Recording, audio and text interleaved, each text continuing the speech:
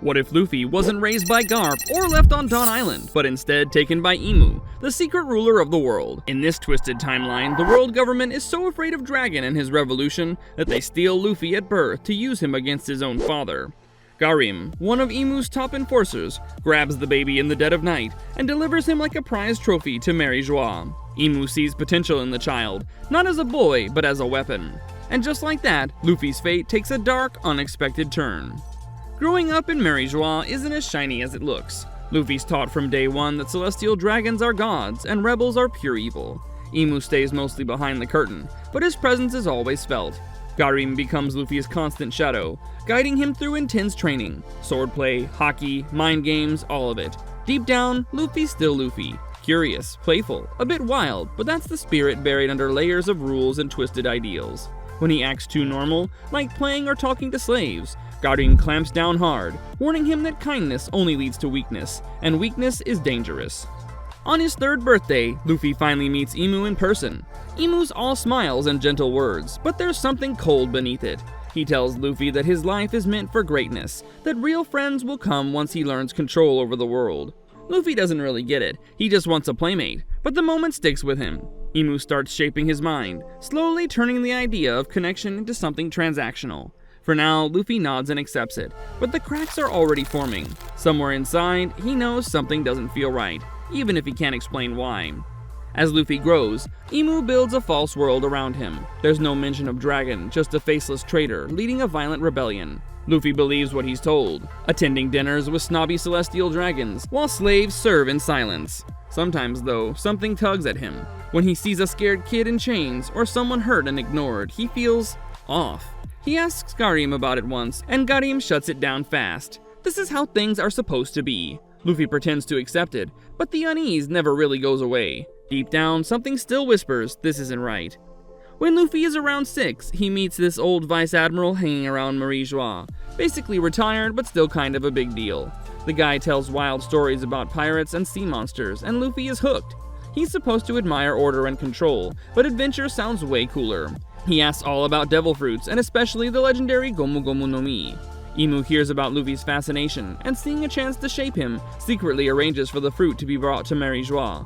But Shanks shows up, tries to steal it, and ends up clashing with Garim in an epic showdown. Once the dust settles, Imu hands the fruit to Luffy like it's some kind of special prize. Luffy eats it immediately, super hyped. Suddenly, he's stretching all over the place, bouncing down the halls like a rubber toy. Everyone's either weirded out or mildly amused.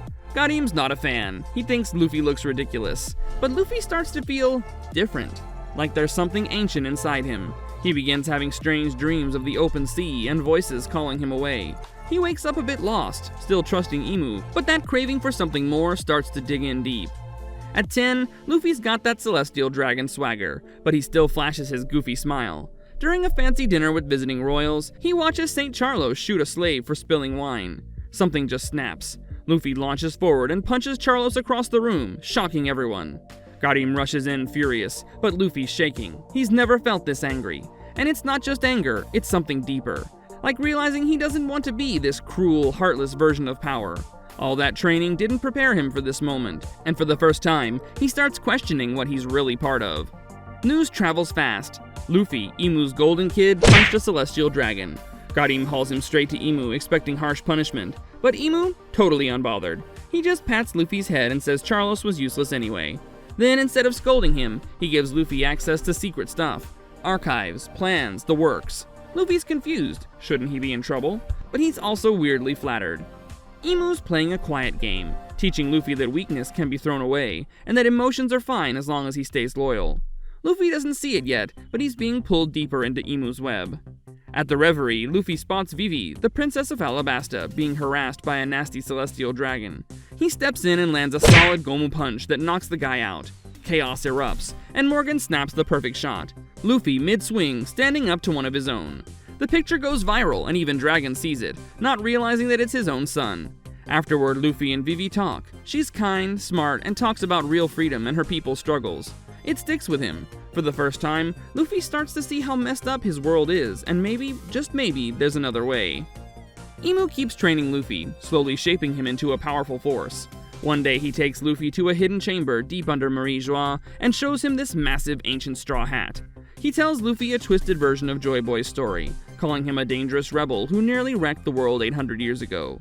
Imu claims that hat belonged to Joy Boy and warns that some people want to bring his legacy back. He tells Luffy it's his duty to stop that from happening. Imu also mentions Dragon, calling him the biggest threat to peace.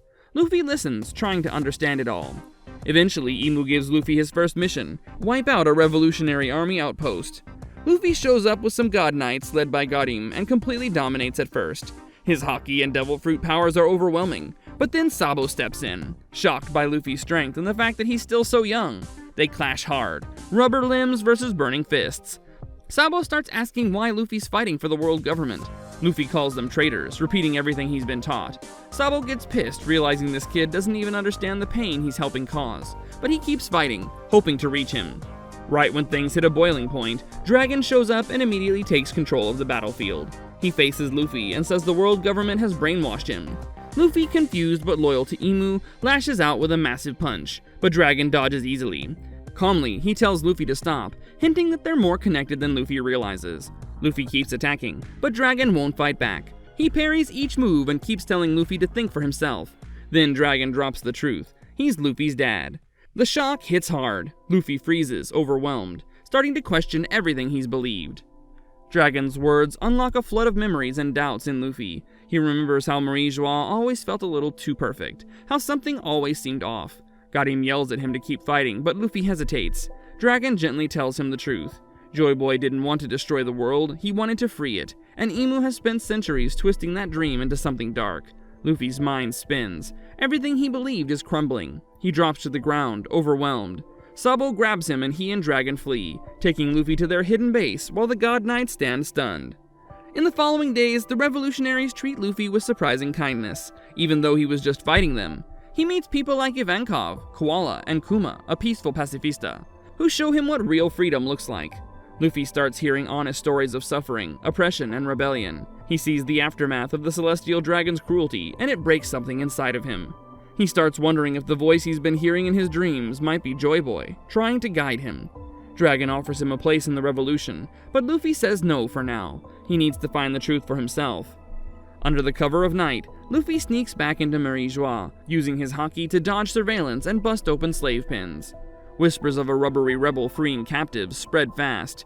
Panic hits the Celestial Dragons, some even thinking it's an inside job.